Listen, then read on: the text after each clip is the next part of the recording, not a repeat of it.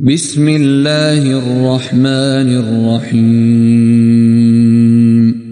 طاسيم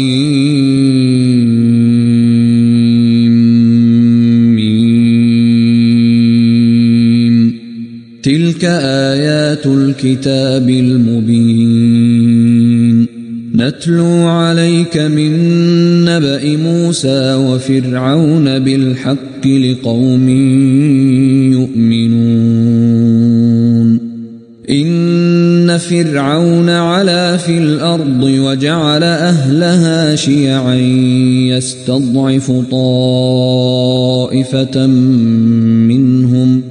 يستضعف طائفة منهم يذبح أبناءهم ويستحيي نساءهم إنه كان من المفسدين ونريد أن نمن على الذين استضعفوا في الأرض ونجعلهم أئمة ونجعلهم الوارثين ونمكن لهم في الأرض ونري فرعون وهامان وجنودهما منهم ما كانوا يحذرون وأوحينا إلى أم موسى أن أرضعيه فإذا خفت عليه فألقيه في اليم ولا تخافي ولا تحزني إنا رادوه إليك وجاعلوه من المرسلين فالتقطه آل فرعون ليكون لهم عدوا وحزنا إن فرعون وهامان وجنودهما كانوا خاطئين وقالت امرأة فرعون قرة عين لي ولك لا تقتلوه عسى أن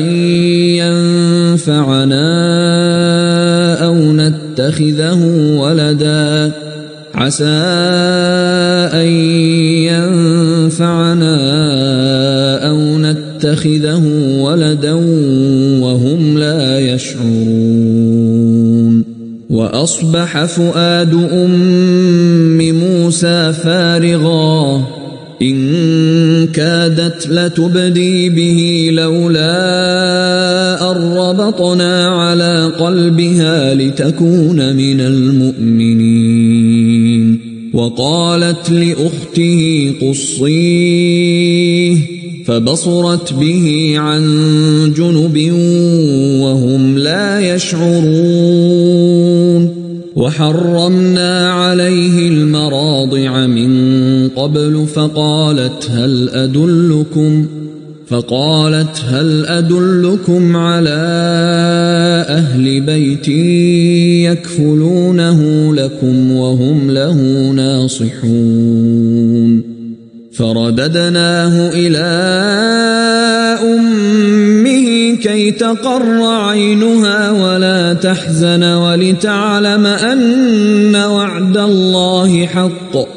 ولتعلم أن وعد الله حق ولكن أكثرهم لا يعلمون ولما بلغ أشده واستوى آتيناه حكما وعلما وكذلك نجزي المحسنين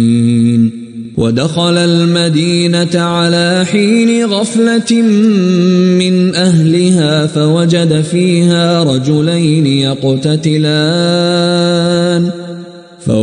فيها رجلين يقتتلان هذا من شيعته وهذا من عدوه فاستغاثه الذي من شيعته على الذي من عدوه فوكزه موسى فقضى عليه قال هذا من عمل الشيطان إنه عدو مضل مبين قال رب إني ظلمت نفسي فاغفر لي فغفر له إنه هو الغفور الرحيم قال رب بما أنعمت علي فلن أكون ظهيرا للمجرمين فأصبح في المدينة خائفا يترقب فإذا الذي استنصره بالأمس يستصرخه قال له موسى إنك لغوي مبين فلما أن أراد أن يبطش بالذي هو عدو لهما قال يا موسى أتريد أن تقتلني كما قتلت نفسا بالأمس إن تريد إلا أن تكون جبارا في الأرض وما تريد أن تكون من المصلحين وجاء رجل من أقصى المدينة يسعى قال يا موسى إن الملأ يأتمرون بك ليقتلوك فاخرج إني لك من الناصحين فخرج منها خائفا يترقب قال رب نجني من القوم الظالمين ولما توجه تلقاء مدين قال عسى ربي أن يهديني سواء السبيل ولما ورد ماء مدين وجد عليه أمة من الناس يسقون ووجد من دونهم امرأتين تذودان قال ما خطبكما قالتا لا نسقي حتى يصدر الرعاء وأبونا شيخ كبير فسقى لهما ثم تولى إلى الظل فقال رب إني لما أنزلت إلي من خير فقير فجاءته إحداهما تمشي على استحياء قالت إن أبي يدعوك ليجزيك أجر ما سقيت لنا فلما جاءه وقص عليه القصص قال لا تخف نجوت من القوم الظالمين قالت إحداهما يا أبت استأجره إن خير من استأجرت القوي الأمين قال إني أريد أن أنكحك إحدى ابنتي هاتين على أن تأجرني 8 حجج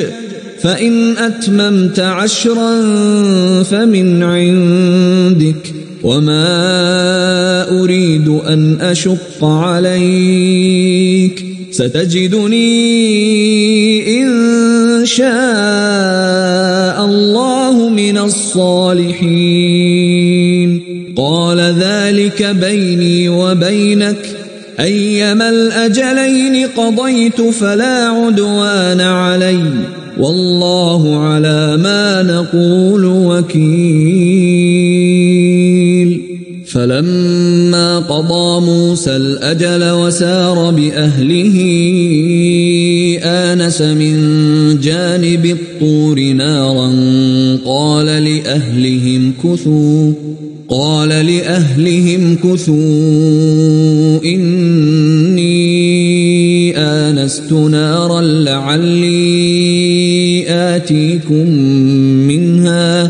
لعلي آتيكم منها بخبر أو جذوة من النار لعلكم تصطلون فلما أتاها نودي من شاطئ الوادي الأيمن في البقعة المباركة من الشجرة أن يا موسى إني أنا الله رب العالمين وأن ألق عصاك فلما رآها تهتز كأنها جان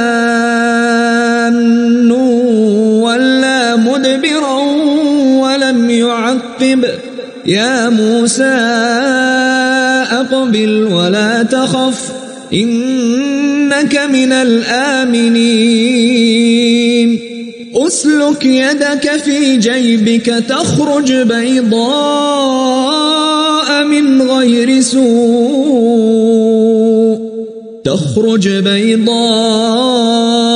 من غير سوء واضمم إليك جناحك من الرهب فذلك برهانان من ربك إلى فرعون وملئه إنهم كانوا قوما فاسقين قال رب إني قتلت منهم نفسا فأخاف أن يقتلون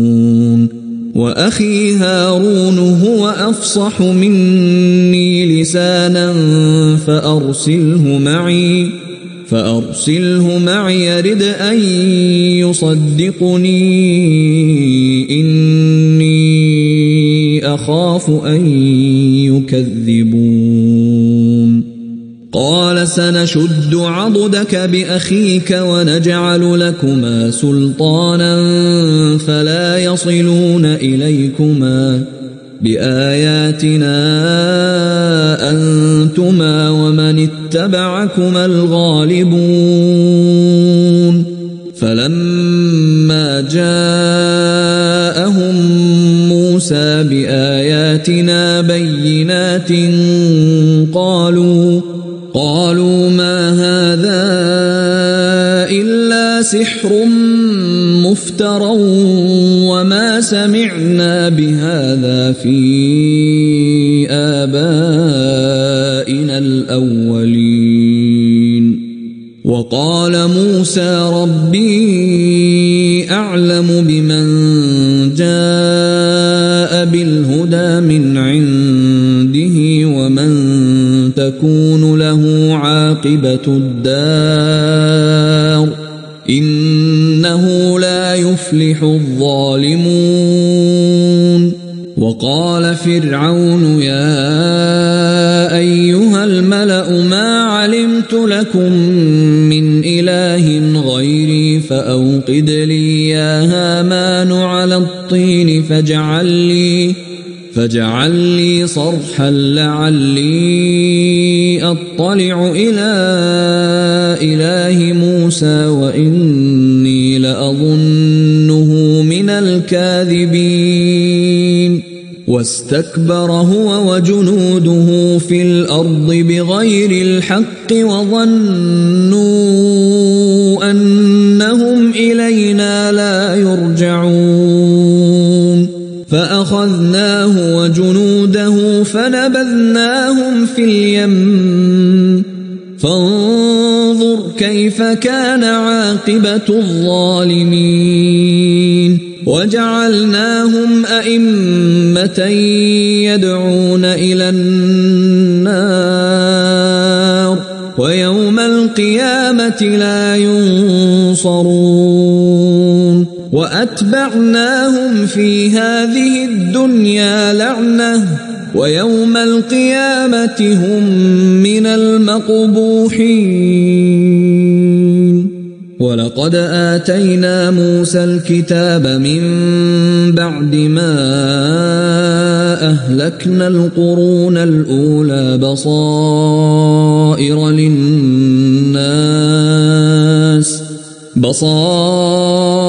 للناس وهدى ورحمة لعلهم يتذكرون. وما كنت بجانب الغربي إذ قضينا إلى موسى الأمر وما كنت من الشاهدين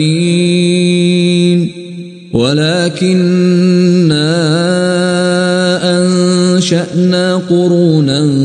فتطاول عليهم العمر وما كنت ثاويا في أهل مدين تتلو عليهم آياتنا ولكننا كنا مرسلين. وما كنت بجانب الطور إذ نادينا ولكن رحمة من ربك لتنذر قوما ما أتاهم من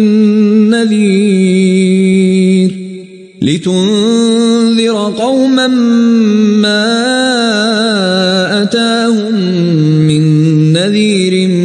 من قبلك لعلهم يتذكرون.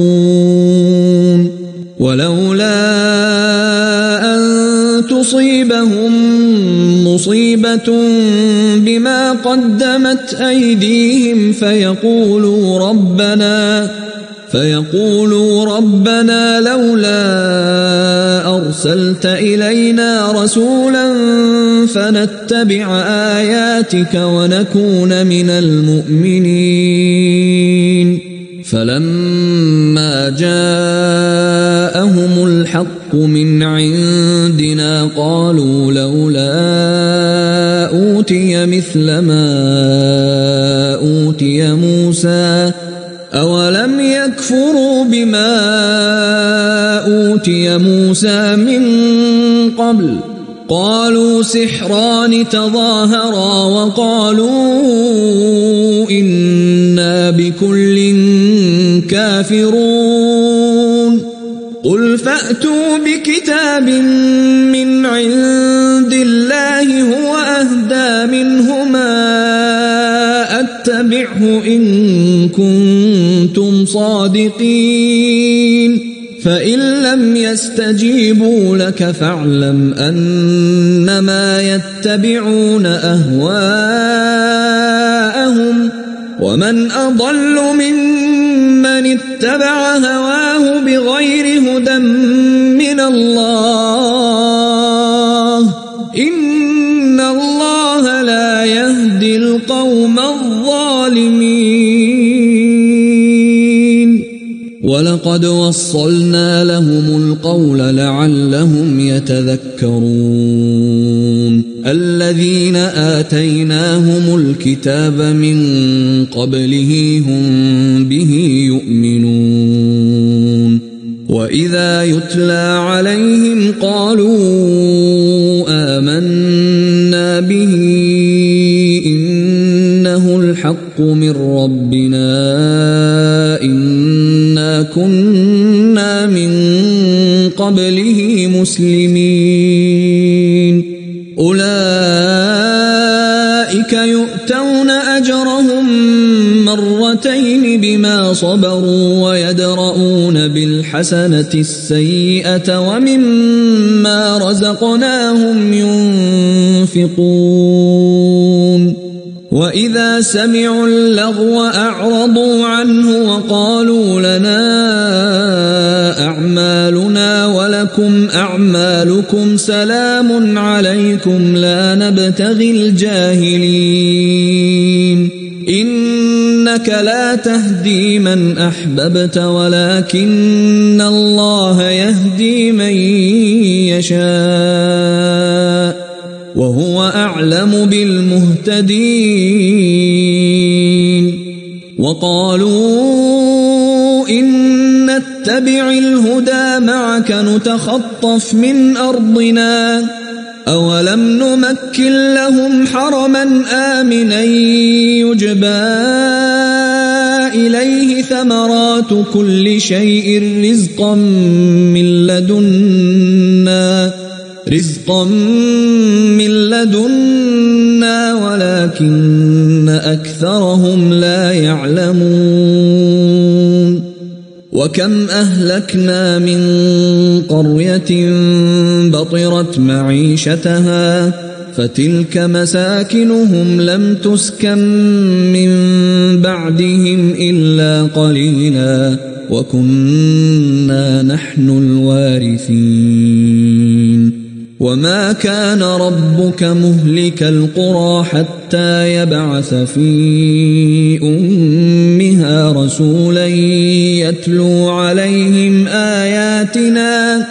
وما كنا مهلك القرى إلا وأهلها ظالمون وما أوتيتم من شيء فمتاع الحياة الدنيا وزينتها وما عند الله خير وأبقى أفلا تعقلون أفمن وعدناه وعدا حسنا فهو لاقيه كمن متعناه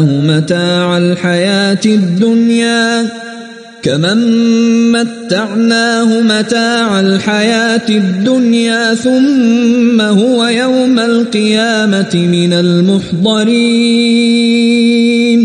ويوم يناديهم فيقول أين شركائي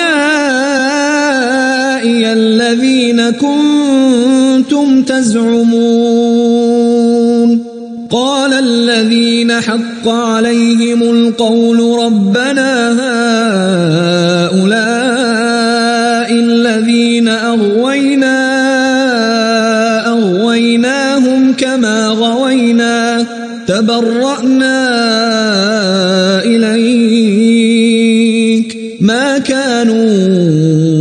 إيانا يعبدون وقيل ادعوا شركاءكم فدعوهم فلم يستجيبوا لهم ورأوا العذاب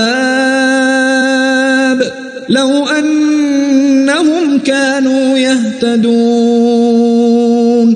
ويوم يناديهم فيقول ماذا أجبتم المرسلين فعميت عليهم الأنباء يومئذ فهم لا يتساءلون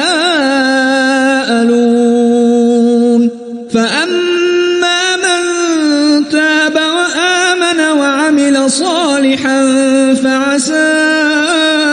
أن يكون من المفلحين وربك يخلق ما يشاء ويختار ما كان لهم الخيرة سبحان الله وتعالى عما يشركون وربك يعلم ما تكن صدورهم وما يعلنون وهو الله لا إله إلا هو له الحمد في الأولى والآخرة وله الحكم وإليه ترجعون قل أرأيتم إن جعل الله عليكم الليل سرمدا إلى يوم القيامة من إله غير الله يأتيكم بضياء أفلا تسمعون قل أرأيتم إن جعل الله عليكم النهار سرمدا إلى يوم القيامة من إله غير الله يأتيكم بليل من إله غير الله يأتيكم بليل تسكنون فيه أفلا تبصرون ومن رحمته جعل لكم الليل والنهار لتسكنوا فيه ولتبتغوا من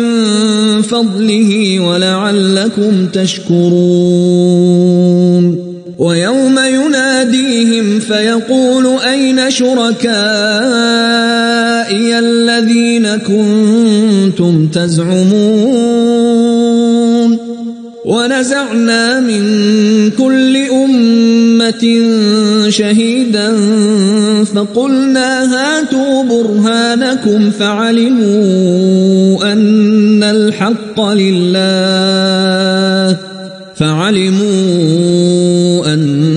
الحق لله وضل عنهم ما كانوا يفترون إن قارون كان من قوم موسى فبغى عليهم وآتيناه من الكنوز ما